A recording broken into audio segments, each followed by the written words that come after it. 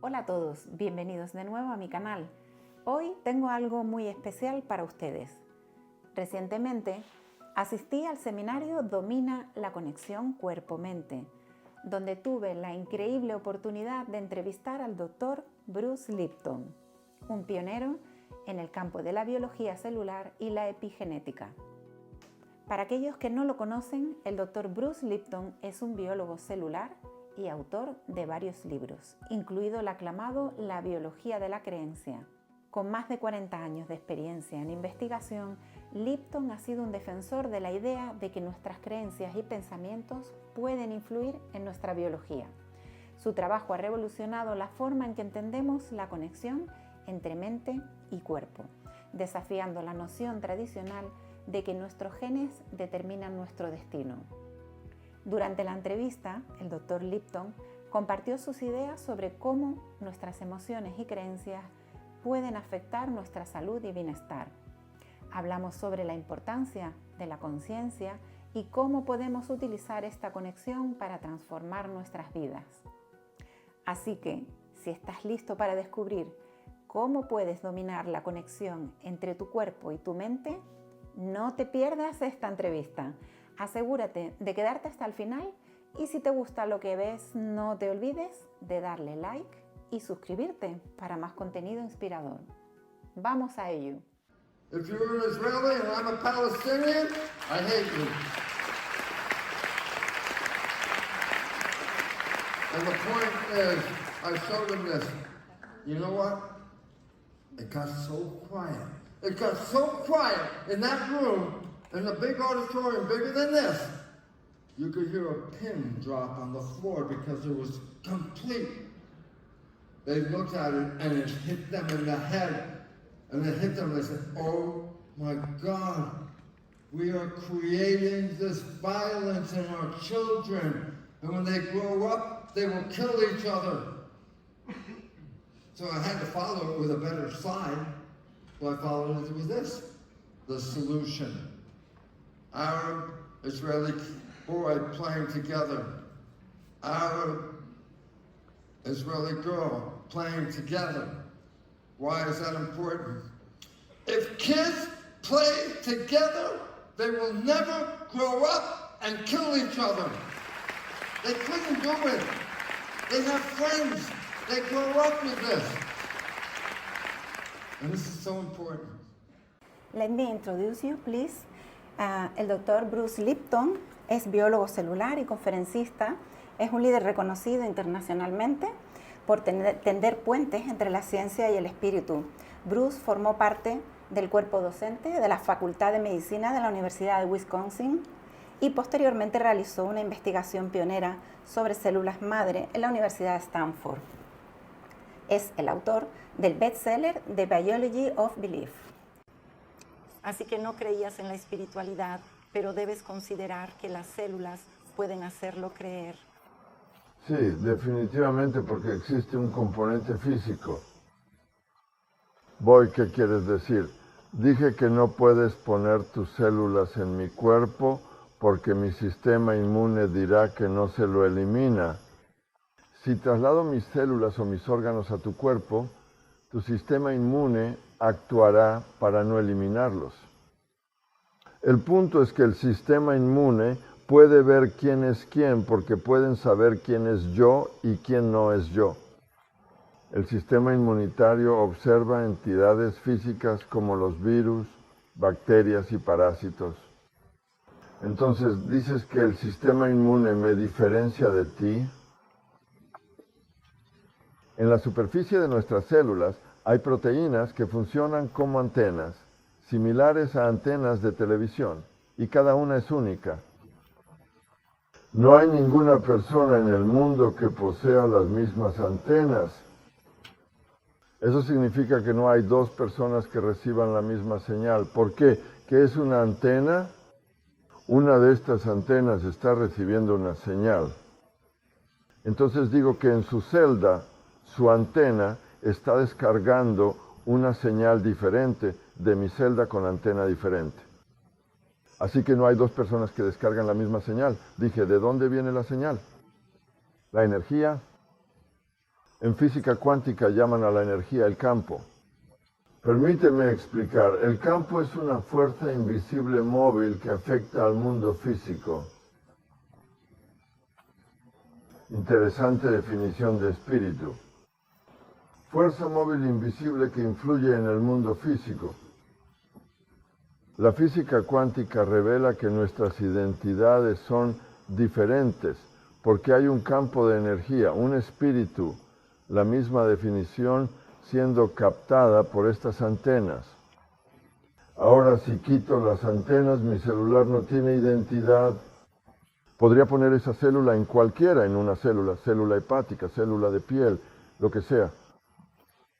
Si tomo tus antenas y las pongo en mi celda, no puedo volver a ponerlo en mi cuerpo porque mi cuerpo dirá que no sé. Pero puedo poner mi celular con tus antenas en tu cuerpo y tu cuerpo dirá a sí mismo.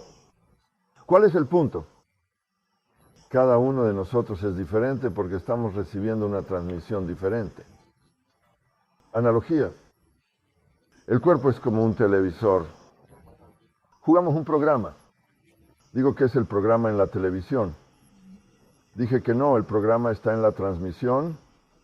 La antena recoge la transmisión y la reproduce en la televisión. Mi cuerpo es la televisión. Así que estás viendo el programa de Bruce en mi televisión. Bien, imagina que estás viendo televisión y de repente se rompe. ¿Qué decimos entonces? Decimos que la televisión ha dejado de funcionar. Ya no funciona.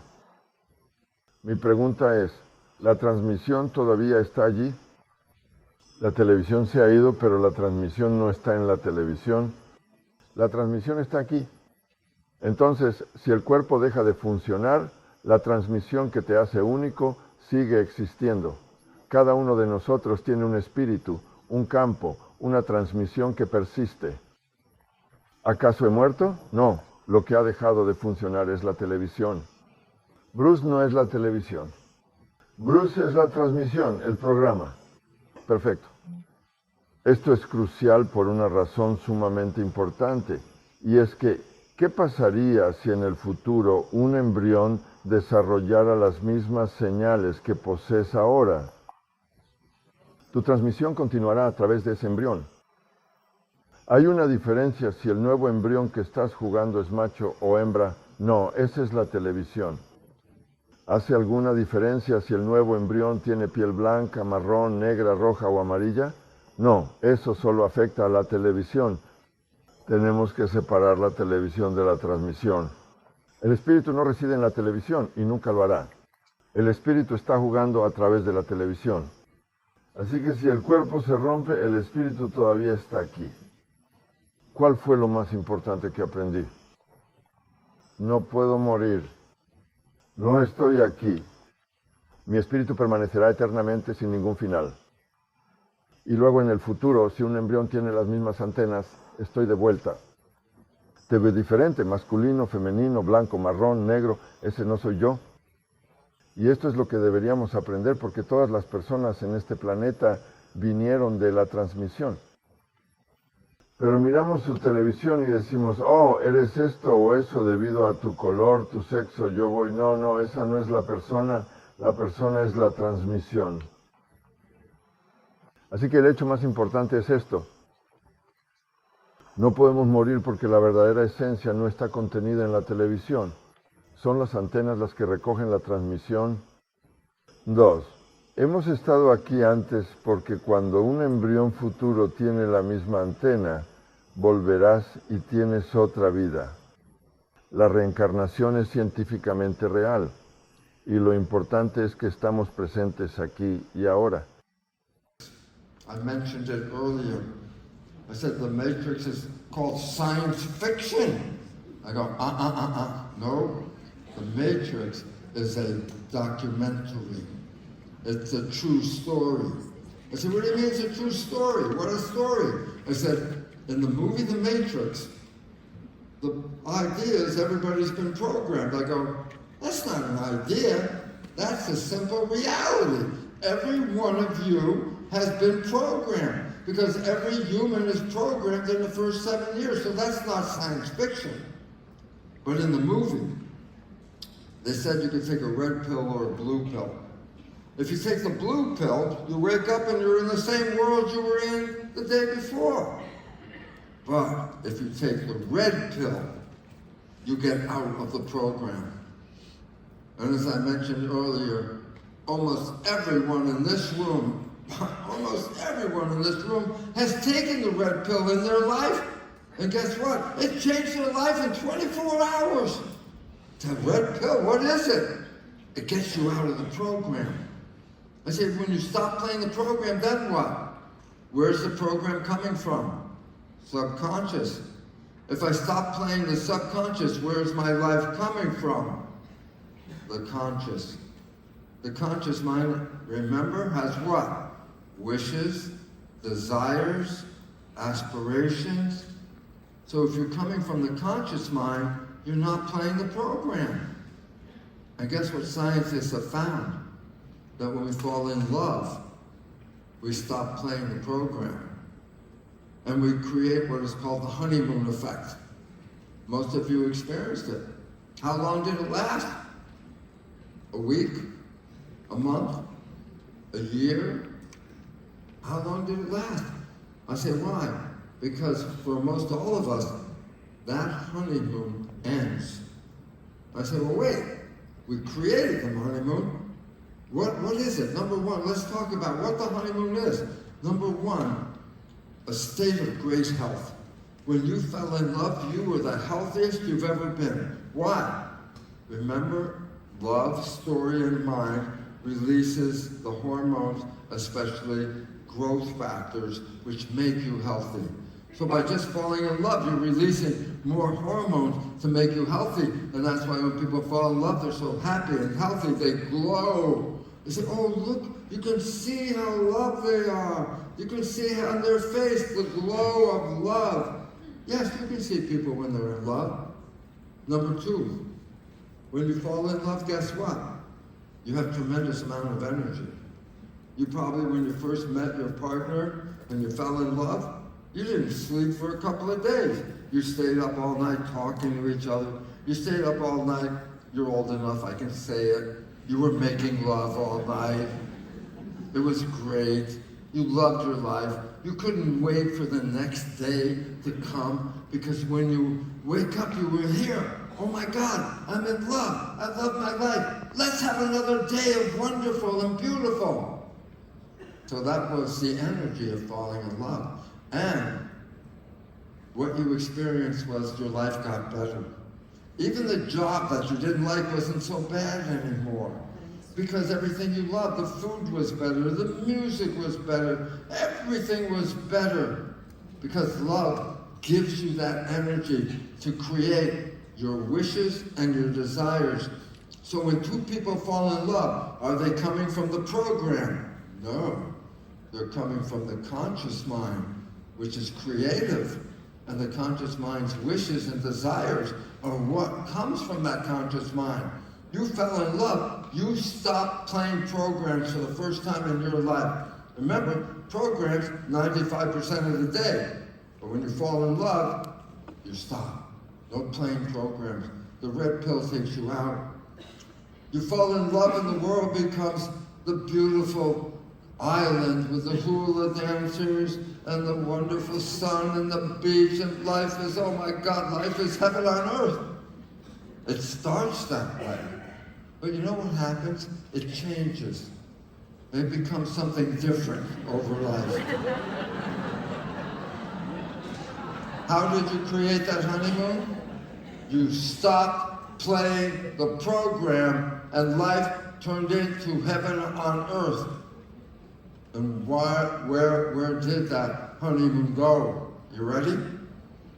Because at some point you still have to start thinking. You have a job, you have responsibilities, you have to do something, you start thinking. I go, yeah, but what happens when you start thinking? Then your life is not coming from wishes and desires. Your life is coming from programming, okay? As I mentioned, my programming about relationship came from my father with dysfunctional relationship. And so I started to change my life. And what I realized was something like this. My partner, Margaret, would come up to me and say something very wonderful. Bruce, blah, blah, blah, blah.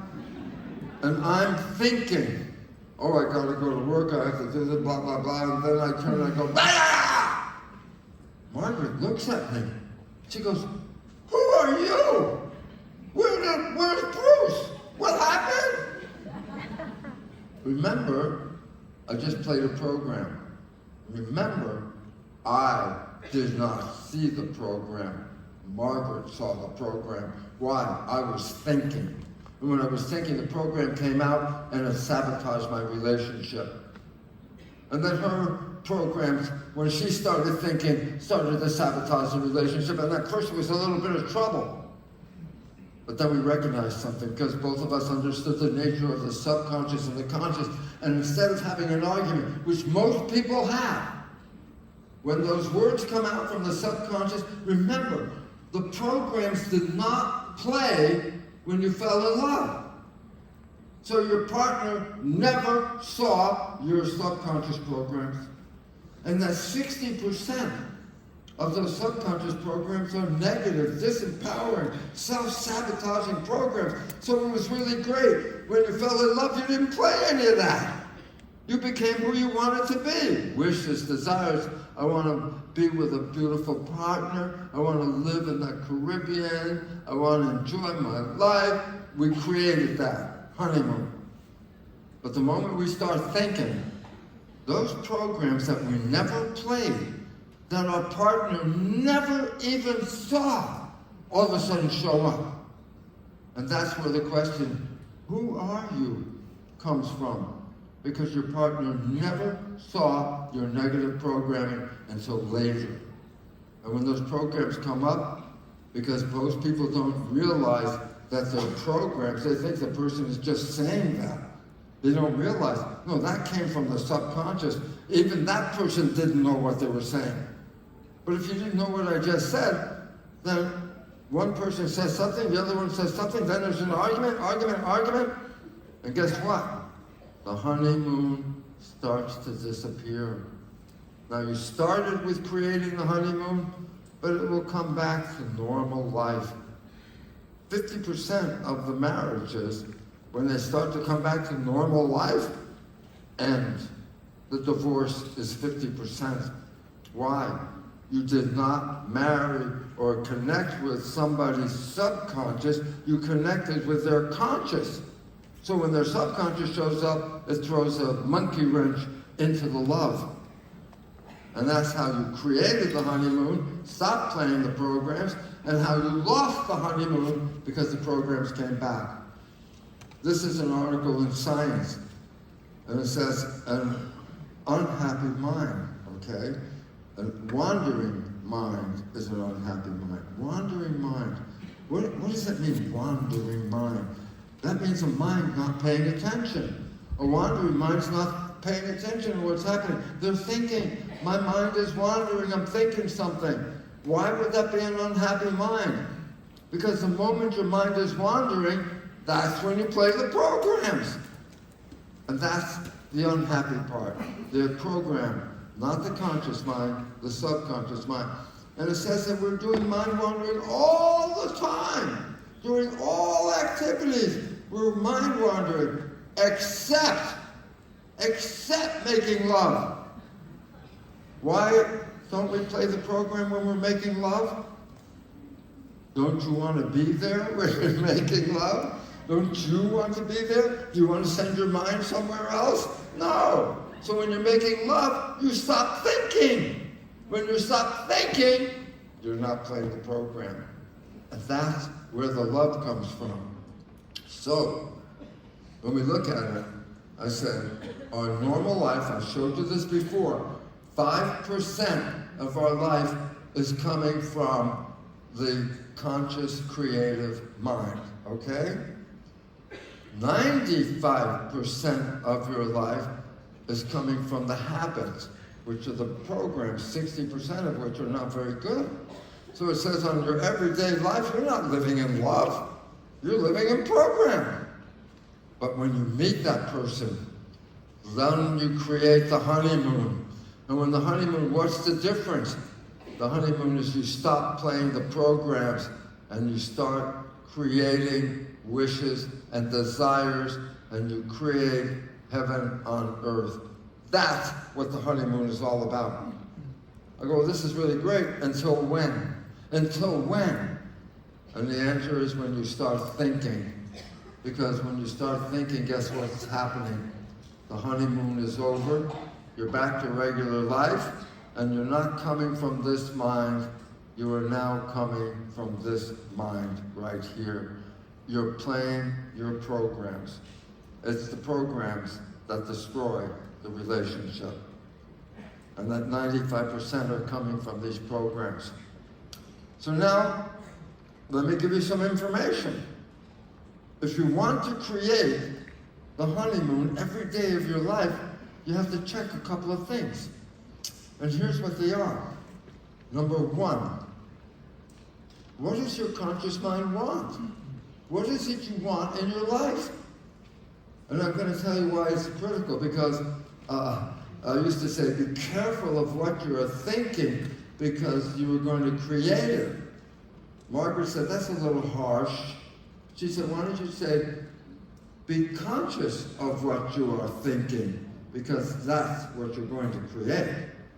So I say right now, you know what the biggest problem is? I can go through this audience right now and ask each one of you, tell me what you want. And guess what?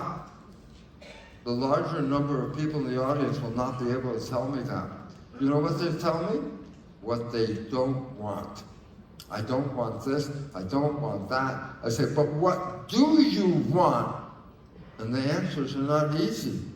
And this is why it's important. How can you get what you want if you don't know what you want?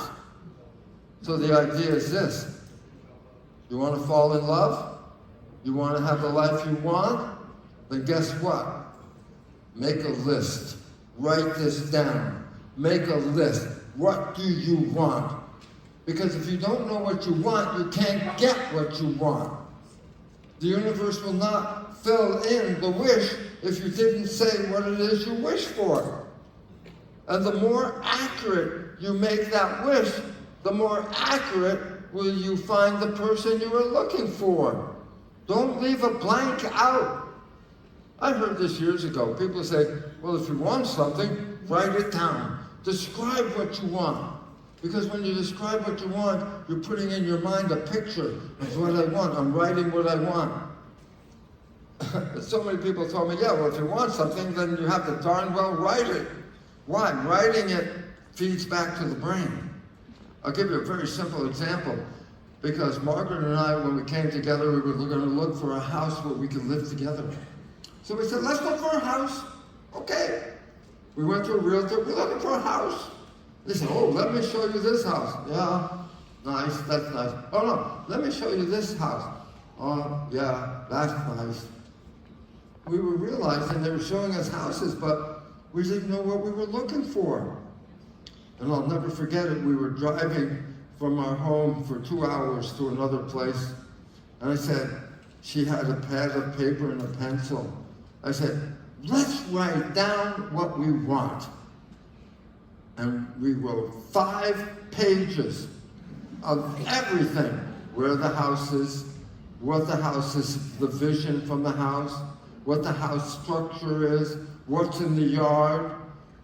We added things, we thought, what the hell? You're dreaming? Add what you want. I said, oh, let's have a guest cottage. So when people visit, they can stay in their own room outside. That would be okay. I said, hey, wouldn't it be fun to have a writing studio so we can have a place where we can go and write? And I also, because I like the work, I said, I want a place where there's a shop where I can build things and fix things. And then we said, oh, you know what? We want water to run through the property. So we said, yes, we should have a creek.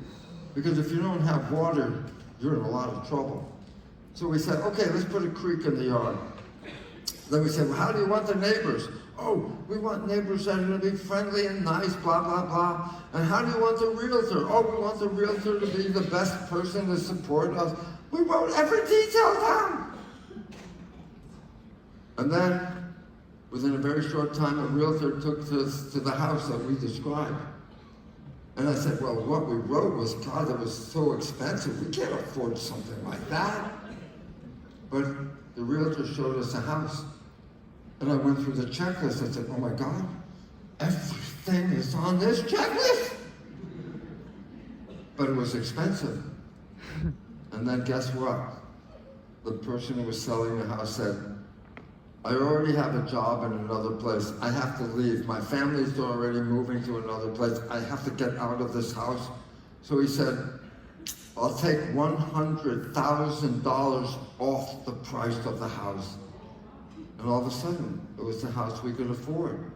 What about the house? Got the greatest neighbors in the world, have the most beautiful place, a vista, living in the woods on a mountaintop, the creek running through the yard, the cottage, the writing studio, everything. Was that an accident? No, it was a creation. What is it you want? Do you know exactly what it is you want? Do you have all the details in your mind of what you really want? Don't leave a detail out. I have a story for that one. My story for that one was, before I met Margaret, I was going to go on a date to a Pink Floyd concert. I was so excited because I wanted to go see Pink Floyd, and I'm going out with this woman. I thought, oh, I would love to have a nice shirt to wear to this concert. So I'm thinking, I said, I would love one of those Russian shirts where the button goes across here and there's just a little couple buttons here and it's a Russian shirt. And I thought that would be great. I thought then, where the hell do you find a Russian shirt? I don't know where to go find a Russian shirt. So I go to the mall, bunch of men's stores. The first store I go into, there's a rack, a circular rack with shirts on sale. So I thought, what the hell? It's only one concert. Let me see if there's a nice shirt on sale. I go through shirt, and then, oh my God, there's a Russian shirt. And I was like, oh my God, a Russian shirt. Uh-oh, I forgot to say what the color would be. I got a Russian shirt, you know what the color was? Gray, no color. And I realized that point that I want to emphasize to you. What you leave out of the description, the universe will fill the blank. So don't let the universe fill the blank. Anything you want, you describe it as every detail possible. Because what are you setting up? A vibration. Where's that vibration? In your head? No, it's broadcast. I showed you already. When you send out a vibration, harmonic resonance brings you that vibration back.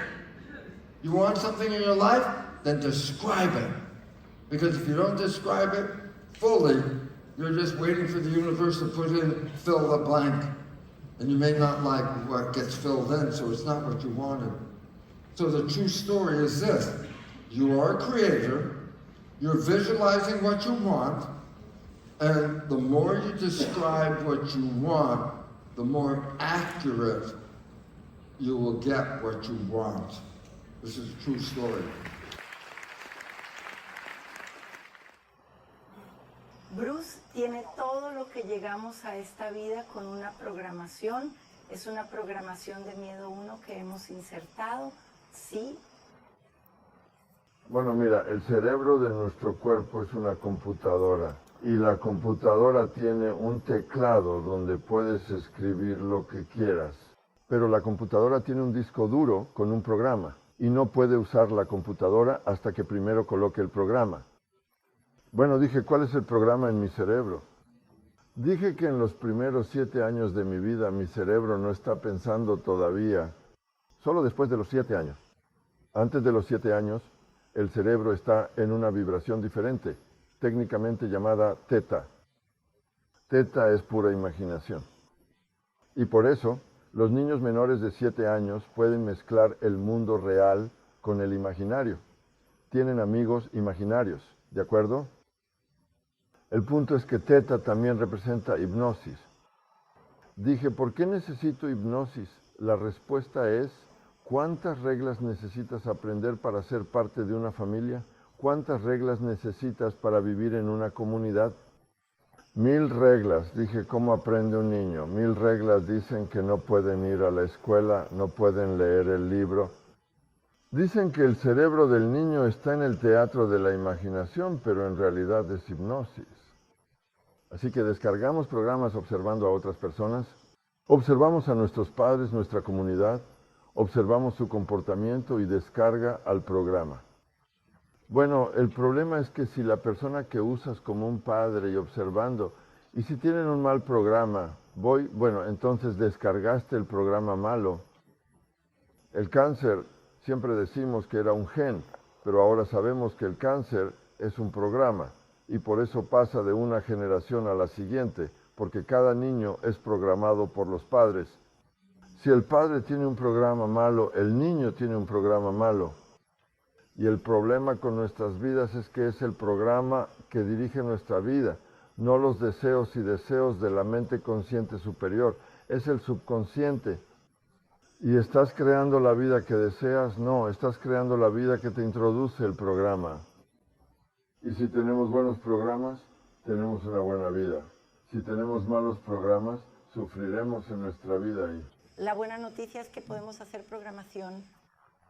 La mejor parte del disco duro es que puedes cambiar un programa, pero además debes reconocer esto también. ¿Cómo cambias el programa en la computadora? Tienes que presionar el botón derecho, el botón de grabación derecho. Luego puedes poner un programa. Lo mismo sucede en nuestra mente subconsciente. Tenemos que entender cómo activar el registro. Si no sabes cómo hacerlo, entonces el cambio es muy, muy difícil. Existen múltiples formas de cambiar el programa. Uno de ellos es usar la hipnosis de la Theta. Y cada noche cuando te vas a la cama, justo cuando te duermes, el cerebro está en Theta por un tiempo, para que pudieras tocar un programa. Quieres ser fiel a los auriculares o auriculares. Los pones, te vas a dormir, el programa está reproduciendo y en el momento en que te duermes, estás en fracaso. Y cualquiera que sea el programa, va al subconsciente mientras estás durmiendo. También aprendes programas después de la ira 7, cuando no estás en hipnosis. Yo digo, ¿cómo aprendes eso? Yo digo, práctica. Si quieres conducir un auto, practicas conducir un auto. Si quieres tocar un instrumento, practicas tocar un instrumento. La práctica hace hábito. El subconsciente guarda los hábitos para que puedas crear uno nuevo y así moldear tu vida. Y la tercera forma de cambiar es algo nuevo y rápido. Se llama psicología de la energía. Hay diferentes formas. Esta no es la misma psicología de hace un tiempo. Esto es nuevo para que la gente quiera conocer la psicología de la energía. Mi sitio web, brucelipton.com, bajo recursos, bajo lo que se llama cambio de creencia. Tengo 28 versiones o modalidades diferentes de psicología energética. Puedes buscarlos y elegir uno. ¿Qué es importante con la psicología de la energía? Puedes cambiar una creencia en minutos en lugar de en días. Es muy útil en nuestro mundo porque nuestro mundo está en muchos problemas. The brain is a computer. The subconscious is the hard drive. That's where the programs are. And once the programs are in, then you can use the conscious mind. That's the creator one. That's the one that types on the keys. So for the first 7 years of your life, you are not typing on the keys. Consciousness is not working yet. First 7 years program. I said, even starts before you were born. I go, when? When you were inside, when you were a fetus in the placenta. I said, what? I go, you were being influenced by the mother. I go, what do you mean? Well, look at it this way. A fetus is cells in a culture dish. The culture dish is called the womb. And I say, but just like cells in a plastic dish, you have to give them culture medium to grow. Where is the culture medium coming from? The mother. The mother's blood is going into the womb. The mother's blood is giving nutrition so the fetus can grow. No problem. Okay? But then what else? the mother's blood has signals in it. What kind of signals? How she is experiencing her life is chemistry, emotions, chemicals, beliefs, attitudes, chemicals. If the mother is happy, she's sending not just nutrition, she's sending happy signals to her baby. But what if the mother is concerned? What if she's not happy? What if she doesn't feel supported? What if there's war going on? Well, then she's not sending happy signals, she's sending fear signals. I go, whoa. So how the mother is seeing the world is how the fetus is experiencing the world. But the fetus is developing the genetics. So the mother's perception of the world is translated through the blood and the signals and controls the epigenetics of her baby. I go, why is that important? Well, what if the mother is in shock? What if the mother is in fear? Then she's sending stress hormones. Oh, if you can remember yesterday, I talked about what happens when stress hormones are in the body. You might remember. I said, number one, it causes the blood vessels in the gut to squeeze shut. But where does the blood go now? Arms and legs. So think about this. If the mother is living in fear, the signal she sends to the fetus is going to cause the fetus to have strong arms and legs. Why? Well, if the world is stressful, she's making a fighter, one who will survive, strong arms and strong legs. That will help that baby when it's in the world if the world is really not happy. What else happens? Oh, the blood. Remember in the brain? I said the blood goes through the forebrain, but when you're in stress, the blood vessels squeeze shut and the blood goes to the hindbrain. Well, as I said, the energy to grow, the nutrition to grow is in the blood. Whatever gets more blood grows more. Whatever gets less blood grows less. So if the mother is living in stress, what happens to the fetus? Big arms and big legs, more blood. Because it's going to have to struggle in that world because it must be stressful. The mother sees it. What about the intelligence? Oh, the intelligence is the forebrain. The reflex is the hindbrain. So what happens if the mother is in stress? She shuts off the blood flow to the fetus brain, the forebrain, and pushes more blood to the hindbrain. Well, intelligence is the conscious forebrain. If the mother is in stress, think of this. The baby can lose 50% of its intelligence because less blood is going to develop that conscious mind. But it'll get a very strong hindbrain, which makes the muscles work. A woman who is under stress when she's carrying a fetus is making a street fighter. One who will be able to protect themselves in the world where there's stress out there. ¿Es este un buen momento para que la humanidad viva en este momento? Entiendo que esto es de suma relevancia y finalmente permíteme presentarte tu nuevo libro que estoy seguro disfrutarás. Considero que tenemos uno perfecto para mostrarte que sin duda captará tu interés. El libro se llama Evolución Espontánea y este libro es el hecho de que no hemos vivido en armonía con el planeta y como resultado hemos estado destruyendo el medio ambiente. Los humanos están destruyendo el medio ambiente. Venimos del medio ambiente. Si destruimos el medio ambiente no podemos estar aquí. Y esto es lo que está pasando en el mundo ahora mismo. La enfermedad está aumentando. El medio ambiente está empeorando. ¿Por qué? Debido al comportamiento humano. Entonces, si queremos cambiar el mundo y avanzar hacia el futuro, tenemos que cambiar nuestra programación porque nuestra programación está causando problemas. Entonces, ¿podemos cambiar la programación? Sí, acabamos de decir eso. Entonces, ¿qué es importante? Es hora de que cambiemos nuestro programa. Vivir ahora es un buen momento porque podemos tener una vida maravillosa con un mejor programa. I love it because my partner Margaret talks about donuts. She calls them circles of death. So I love donuts, but now I got the picture from Margaret, circles of death. And I'm trying to myself, don't eat the donut, don't eat the donut. Tell myself, don't eat the donut. And then, there it is in my hand. I've eaten half of the donut before my mind goes, ah, you're eating a donut. I thought I told you not to eat the donut.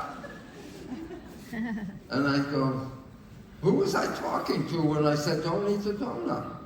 Oh, I was talking to my subconscious program, telling my subconscious, don't let me eat the donut. I talk to myself, don't eat the donut, don't eat the donut.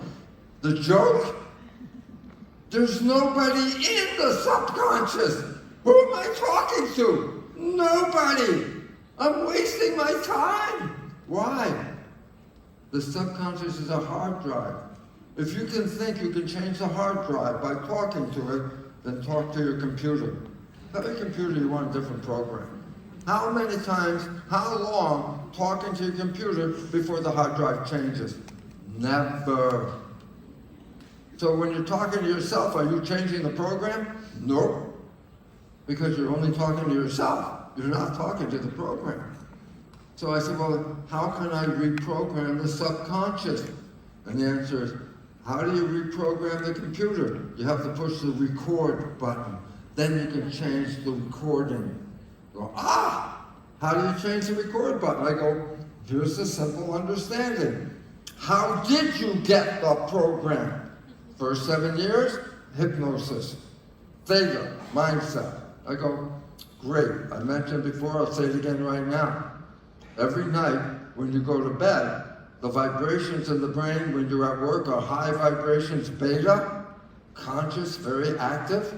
You come home, you relax, the vibration slows down. It's called alpha, calm, conscious.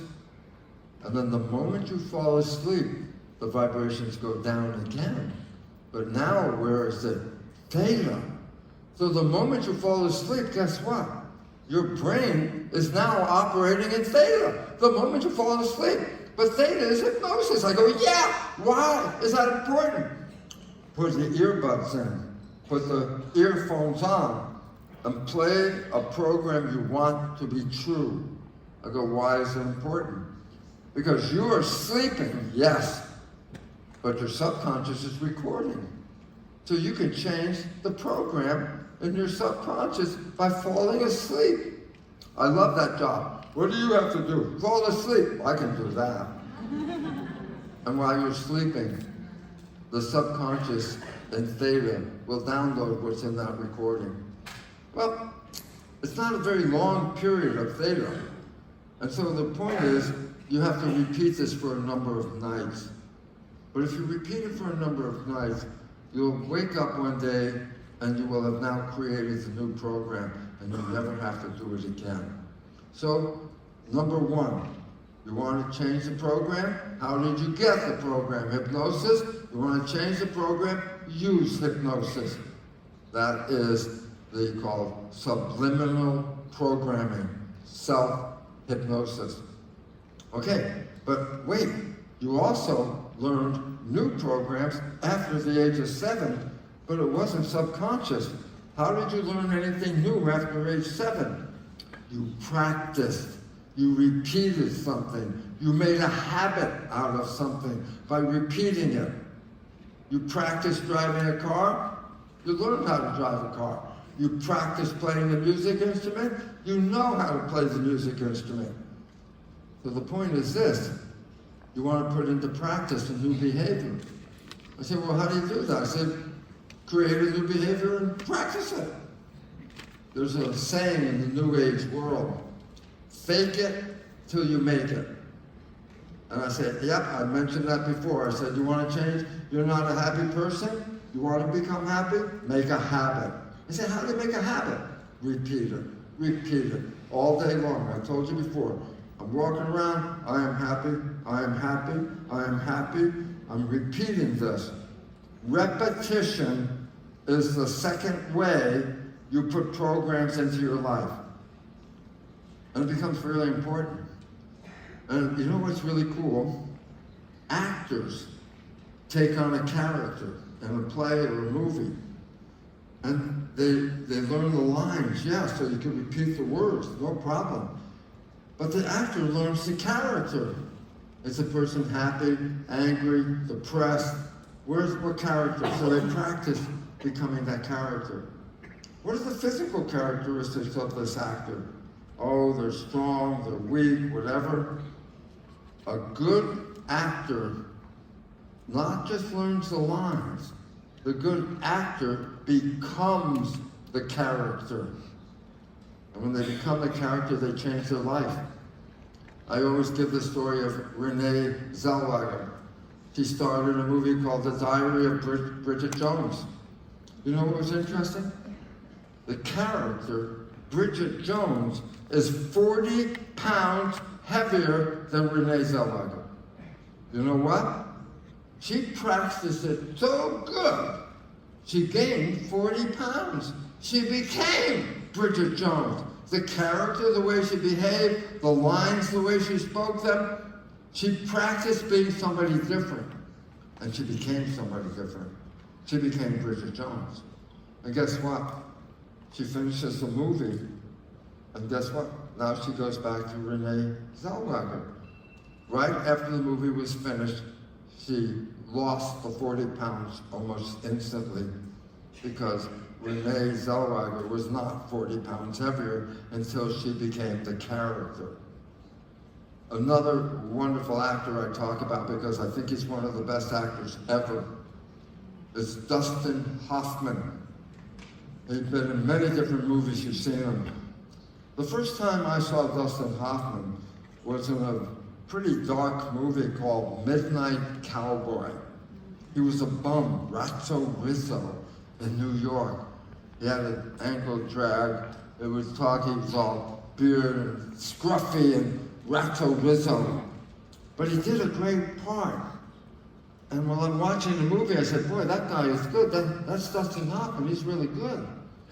And the person sitting next to me said, well, if you really want to see Dustin Hoffman, go see the movie The Graduate. I said, oh, I never saw that. I'm in the movie The Graduate. It's about halfway through. And I said to the person I was with, I said, when's Dustin Hoffman coming on? They said, Dustin Hoffman's been on since the beginning of the film. I said, who's Dustin Hoffman? That guy? 100% different. Somebody so different in life, you could not compare the two, Ratso Rizzo and the character he played in Dustin Hoffman in the movie The Graduate. What was the point? Actors become the character.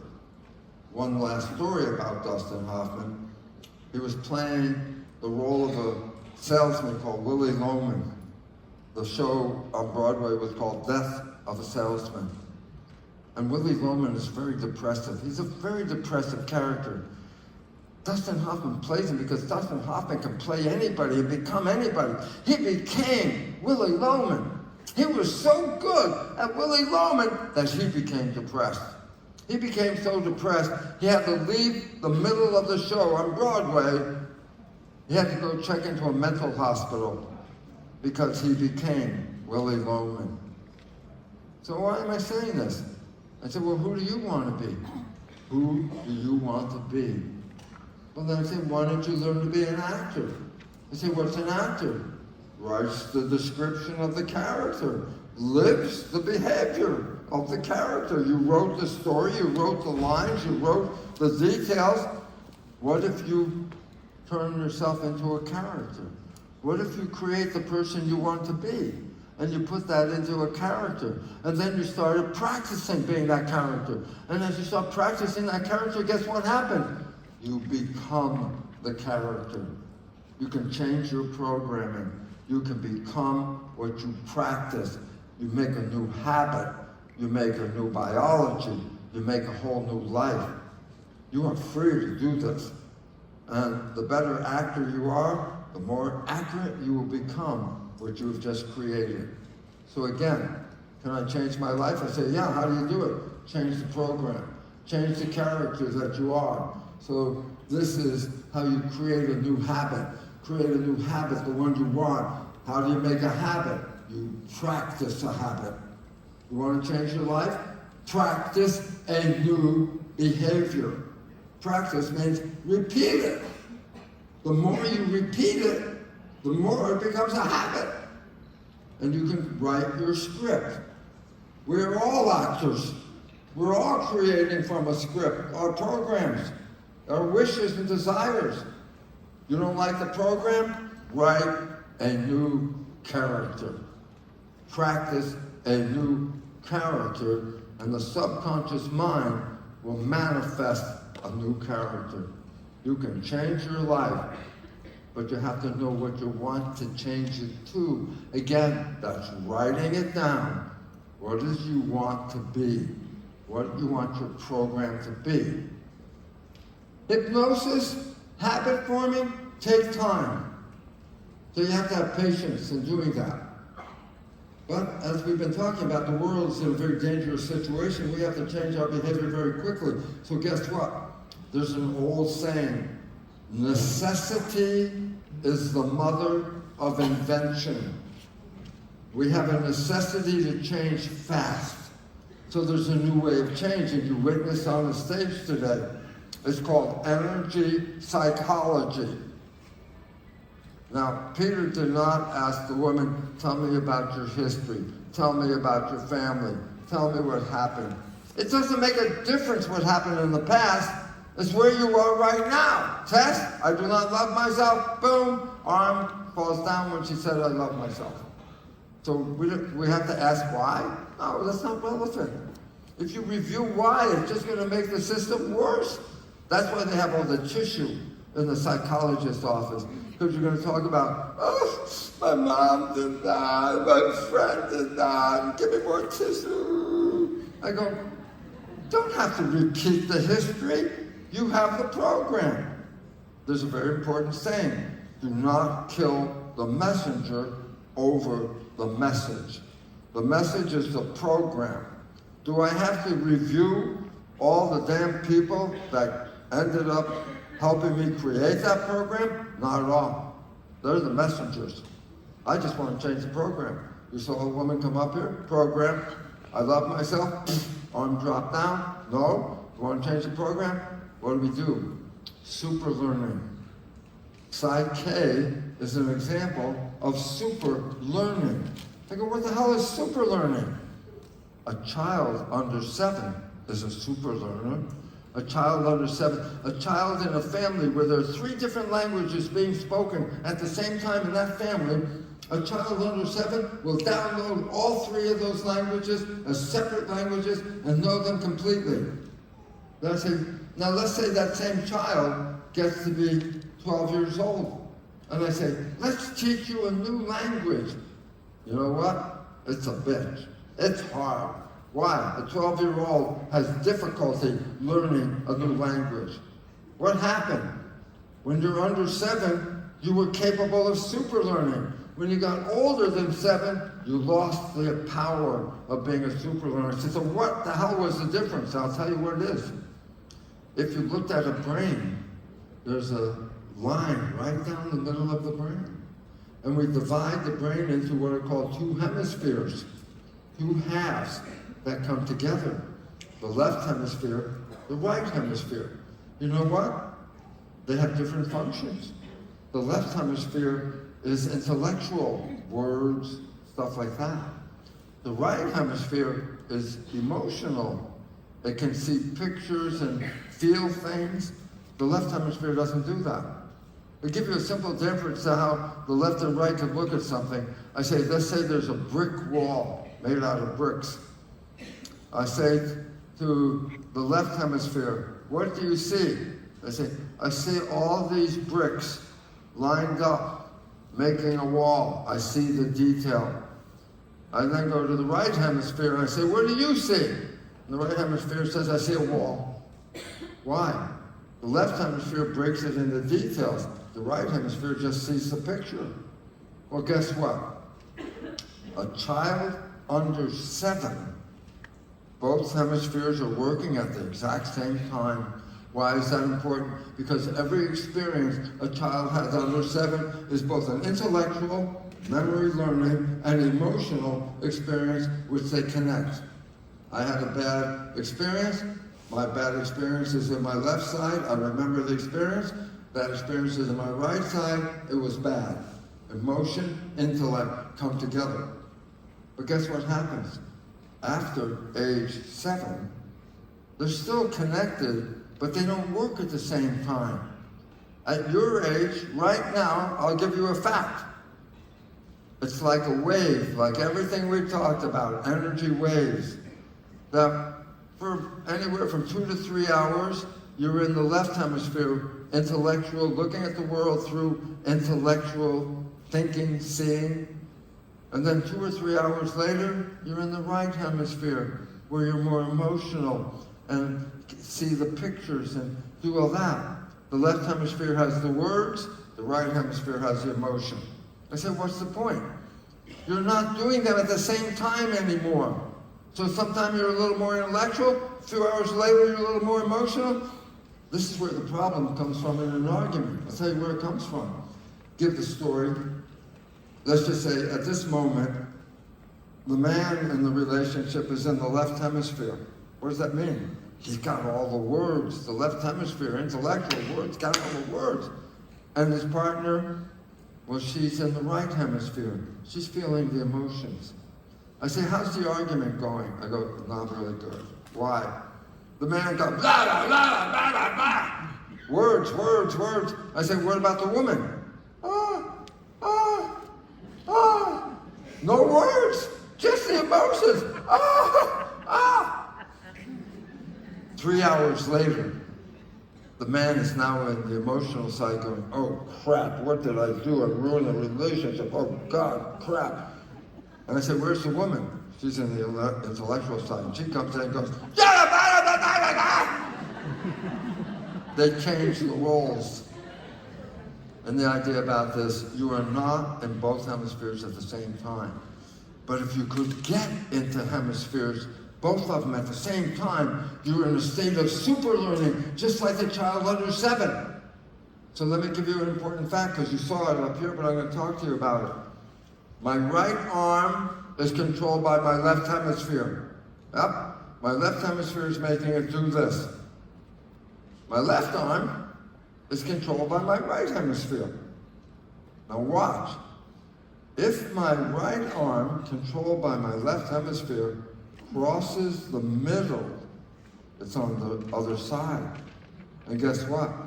It's controlled, my right arm is controlled by my left hemisphere, but when it crosses the middle, it's in the zone of the right hemisphere. And if you cross both your arms, or you cross both your ankles, you're causing the 2 hemispheres to come back together again. As you saw in the beginning of that psychic practice, what does he do? He said, cross your ankles, okay? And he tested strong or weak.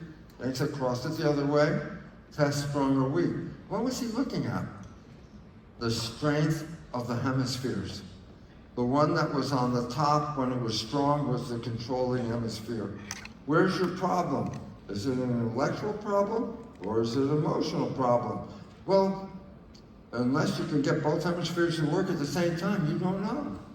And I said, well, not just crossing your ankles, but crossing your arms. Right arm controlled by left hemisphere, cross the middle, now also picked up by the right hemisphere.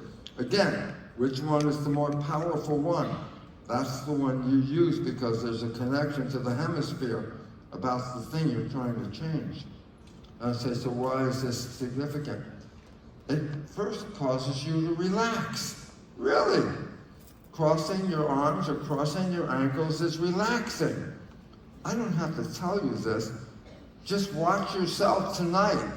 If you're sitting in a chair relaxing, I bet you crossed your ankles. Because when you crossed your ankles, you calm down. You're into a super learning state. So if you crossed your wrist and you crossed your ankles, you're really engaging the whole brain. The processes, it was originally called Cook's hookup. The idea that, oh, by crossing wrist and crossing ankles, you're bringing the hemispheres together again, just like it was when it was 7 years of age. Now they call it the whole brain posture, because it makes the whole brain integrate together again. And so this becomes very important. The idea is, if you can get into super learning, how fast can you change a belief? You saw it, less than 15 minutes. And this is the secret of energy psychology. Energy psychology engages your whole brain, not separate hemispheres, but integrated hemispheres. And so energy psychology is the best and newest way of changing beliefs. You know why? You don't have to do it days in a row. You can do it for 15 minutes. The belief change you saw this woman go through today, will she have to do it again? Nope. Why? Once the program is in, it's in. Can you change the program? Yes, she can come back and change the program anytime she wants. So can you. Why is this important? We're reviewing the understanding of energy psychology. On my website, brucelipton.com, under resources, there are 28 different modalities of energy psychology I'm showing you. There's a description and a connection to a website to connect to that. If you want to change your life, you want to change the program, then go look on my website under resources and see how you can find an energy psychology that makes you think that's a good one. Try it. Because if it works like we just saw, how long does it take to change your life? 10, 15 minutes. Boy, is that the best spending of time you've ever had in your life. Spending 15 minutes to walk away a different person. And that's why the beauty of energy psychology is here today, because the world we're in is coming to a severe problem. We're changing the world we're in. The world we're in is the one that we're destroying, in fact, right now. So I go, well, what do we got to do? We have to change our behavior. I go, yeah, there's how you do it, right there. No secret, okay? But why are we changing our program? And the answer is because we're creating our own extinction. Recomiendo este libro y lo leí. Muchas gracias por asistir a mí ahora. Bueno, quiero agradecerte porque la audiencia necesita saber que estamos creando este mundo y nuestro comportamiento con el que estamos programados no ayuda al mundo, está destruyendo el mundo. Así que digo que si queremos vivir, entonces tenemos que cambiar el programa. Y cuando cambies el programa, tendrás una vida saludable y feliz con amor todos los días. Y puedes soñar que el cielo en la tierra. Y quiero que la gente sepa algo. La gente piensa que mueres y luego vas al cielo. Quiero que la gente sepa que nacemos aquí porque la tierra es un lugar de creación. Cada uno de nosotros está creando nuestra vida. Queremos crear el cielo, pero en nuestro programa creamos el infierno. Queremos crear el cielo, cambiamos el programa, creamos una vida mejor para nosotros mismos, creamos una vida mejor para el planeta. Así que quiero agradecerte por dejarme hablar con su audiencia porque queremos cambiar. Gracias.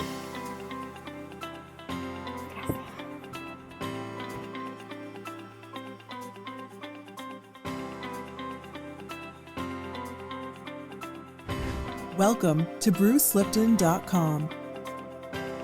Here, you will have total access to powerful new knowledge that will enable you to become a master of your life rather than a victim of your heredity.